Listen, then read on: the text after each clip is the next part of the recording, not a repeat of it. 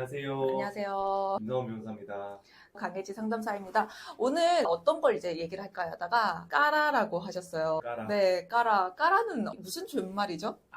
가스라이팅. 가스라이팅이 흔하게 이거 가스라이팅 아니야? 저도 들어볼 맞아, 수 있는데 어떤 부분으로 가스라이팅을 듣고 싶었는지 얘기를 들어볼 수 있을까요? 변호사 일을 하다 보니까 많은 피해자분들께서 주장하는 내용 중에 가스라이팅이 있었거든요. 흔하게 쓰는 말이지만 사실 사람들이 그 개념을 모르고 사용하는 느낌을 많이 받았어가지고 한번 배워보고 싶어가지고 말씀을 드렸습니다. 일단 가스라이팅의 심리적인 용어는 가스등 하시면 다 아시죠? 가스등이라는 그 연극에서 유래돼가지고 미묘하게 사람의 심리를 여기까지는 이해를 하실 것 같아요. 그러면 상담에서는 어떻게 가스라이팅을 볼까? 저도 논문들을 찾아보다가 가스라이팅 자체에 대한 논문은 많지가 않아요, 지금. 연구가 미비한 상황이에요. 그러면은 이거를 어디에다 접목시키는지가 좀 중요하겠죠. 이 가스라이팅이라는 거는 이 사람을 조정해서 자기의 심리적이거나 물질적인 획득? 그런 보상을 얻는데 자기애성 성격장애 들어보셨죠? 네네. 자기 이 초점을 맞춰서 더 교묘하게 이 사람을 조정할 수 있는 능력이 있는 거는 자기애성인 것 같아요. 개인적으로 봤었을 때 만약에 다른 의견이 있으시면 댓글 남겨주세요. 왜냐하면 경계선이나 이런 쪽에는 좀 더 사람들이 분노를 해요. 사람들이. 분노를? 네. 그러니까 분노를 많이 하다 보니까 약간 깜박이 없이 분노가 이렇게 치밀어지니까 그것도 가스라이팅. 가스라이팅을 걸려고 했으면 안 당하는 케이스죠. 안 당하니까. 네. 왜냐면은 대뜸 화를 내요. 요구를 해요. 그러면 갑자기 가다가 뺨 맞으면 당연히 보통은 반사행위가 나오잖아요. 맞아요.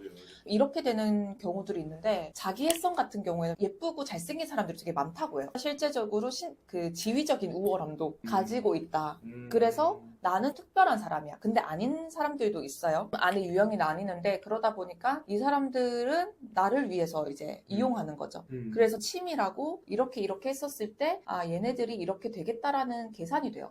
그런 쪽이 가능해요. 만약에 취약한 상태에 있는 사람이 있어요. 이제 정신적으로. 근데 반복해서 타인을 고립시키고 계속해서 지속된 말들을 하게 되면 이 사람이 현실 감각이 사라지기 때문에 이 말이 믿어지는 거죠. 그래서 아마 사건을 보실 때 가스라이팅이라고 주장하는 사례들이 보통 데이트 폭력이나 가정 폭력. 맞아요. 그죠? 맞아요. 이제 스토킹 이런 쪽이실 거예요. 친밀한 사이에서 일어난다라는 특성이 있어요. 최근에 수정 교수님이 쓰신 논문에도 보면 친밀한 파트너 관계 에서 주로 일어난다라고 하고요. 제가 이거를 읽다가 자기애성 성격장애랑 좀 많이 닮았다. 그러면 상담을 할 때는 이게 가스라이팅이다라는 국소적인 부분에서 보지 않고 더 큰 범위로서 카테고리에 이 사람이 예를 들어 내담자가 그런 성격장애에 속하는가 아니면 이 사람과 관계하는 파트너가 성격장애적 특성이 있는가. 근데 뭐 진단을 내릴 수는 없죠. 하지만 그런 특성 중에 지속기간과 이 사람의 인지력을 보거든요. 그 다음에 뭐 사회력 같은 것들, 기능들을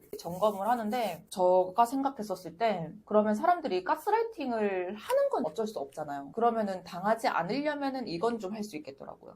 그게 좀 궁금하긴 하네요. 네, 가스라이팅을 당하지 않으려면 일단 내담자들한테 뭐라고 하냐면 제 개인적으로도 그런데 꼭지점을 한 3개를 만들어놔요. 이거는 제가 언니랑 서핑을 갔던 적이 있는데 급류에 휘말리지 않으려면 점 3개를 보고 그 물살을 보라고 하시더라고요. 그래야 그 물살을 보고 내가 이쪽으로 들어가도 되는지 안 들어가도 되는지 계산을 한다는데 인간관계도 똑같아요. 친밀한 관계면은 우리가 신뢰가 형성이 되면 이 사람의 말을 전적으로 믿을 수밖에 없어요. 근데 이제 잘 믿는 성격이신 분들도 있으세요, 사람을. 너무 빠르게 사랑에 빠지는 타입도 있으세요. 그러면 좀 잘 걸리시겠죠. 그러면은 내가 친밀한 관계에서 어떤 이야기를 들었다? 그러면은 한 3사람 정도는 정해두는 거예요. 내가 이 말이 맞는지 점검하는 수단으로. 점검하는 수단. 네, 만약에 누군가가 저한테 너는 엄마니까는 더 아이한테 신경 써야 되는 거 아니야? 라는 말을 했어요. 너 아이한테 너무 무관심한 거 아니야? 실제로 들은 말은 아니에요. 그러면은 제가 만약에 육아라는 홀로 고립돼서 취약한 상태에서 이 말을 듣고 굉장히 괴로워할 수도 있는 거죠. 그러면은 한 3군데를 찾아가 보는 거예요. 나의 상황에 대해서 면밀히 볼 수 있는 일단 상담 장면 가서 점검을 해볼 것이고 두 번째로는 법적으로 고용센터나 이렇게 찾아가 보고 그리고 세 번째는 내가 생각했었을 때 정말 나의 이익을 생각해준다라는 친밀한 관계가 있을 거예요. 아니면 비슷한 이 삶을 살아왔던 여성이라던가. 그래서 자문을 구한 다음에 내가 이거를 어떻게 받아들일지 그 다음에 해석하는 정신적인 그 판단 체계를 탑재하는 게 제일 좋죠. 이제 아마 수사를 하시다 보면은 고립되어서 내담자분들의 주변에 이런 거를 물어볼 수 있는 상황이 전혀 마련되어 있지 않을 가능성이 높아요. 특히 폭력 장면에서 이제 이성 간으로 인해서 네가 나를 사랑한다면 이렇게 해줘야 되는 거 아니야? 당연한 거 아니야? 희생해서 고립해서. 근데 자기의 성만 이렇게 하진 않아요. 컨트롤하려는 특성들이 결합돼서 일어나는 거라 가스라이팅 그 자체로만 보기는 좀 어려운데 이렇게 타인을 조정하려고 하거나 이 말을 통해서 자신의 자존감을 회복해서 다른 사람을 깎아내리는 사람들이 있어요. 그래서 너무 그 말을 마음에 안 담아두는 연습을 오랫동안 함께 된 것 같아요. 그러면 그 말이 힘이 없어지거든요. 그래서 가스라이팅이라는 게 당했다고 생각하면 처음에 분노를 하는데 아까 전에 제가 얘기하는 꼭지점 3개 있죠. 그런 판단 체계들이 내면에 자리 잡게 되면 그 말이 그냥 지나가 버려요. 그러면은 이 나르시스트들이 얘는 안 걸리네 하고 다른 타깃을 또 찾아요. 그런 점이 있어서 가스라이팅이라는 게 애매모호하고 분명하지 않은 거는 맞아요. 그래서 어렵게 느껴지실 건데 이거를 종합해서 봤었을 때 내가 진짜로 피해를 입었나? 내가 이 사람한테 무조건적으로 뭔가 예를 들어 가스라이팅을 당했다라는 건 돈을 요구해요. 근데 이 돈이 내가 감당하기 어려운 돈이에요. 근데 뭐 일단 내가 500만 원 줘서 괜찮으면 상관없어요. 근데 이 500만 원이 누적돼서 갈 수 있는 거고 그리고 무조건적으로 한쪽에서 나한테 금전적이거나 신체적이거나 이런 요구를 한다라는 거는 힘의 불균형이 이미 생성되었다는 거예요. 그래서 한쪽에서만 무조건 사랑을 쏟아서는 안 돼요. 그렇게 요구해서도 안 되고 이런 것들이 가스라이팅이 되는 거죠. 그래서 힘의 균형을 이렇게 보시면 아마 사건을 보실 때 편리하지 않을까요?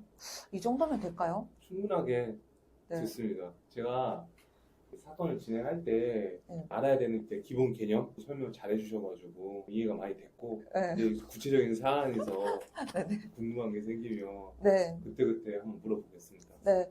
그래서 여러분들도 내가 가스라이팅 당한 거 아니야 하면은 그 사고에 대해서 한번 점검해 보세요. 진짜 실제적으로 내가 이 사람으로 인해서 나를 저평가하는가? 그러면은 가스라이팅을 하고 있을 가능성도 있죠. 그러면 거리두기, 그 다음에 나한테 긍정적인 요구를 하는가? 그러면 내가 해주고 싶더라도 해주고 싶은 마음을 보류하세요. 그랬었을 때 이 사람의 반응을 보세요. 분노한다거나 어떻게 네가 해주지 않아? 그러면은 착한 얼굴을 하고도 이렇게 가스라이팅의 가능성이 있어요.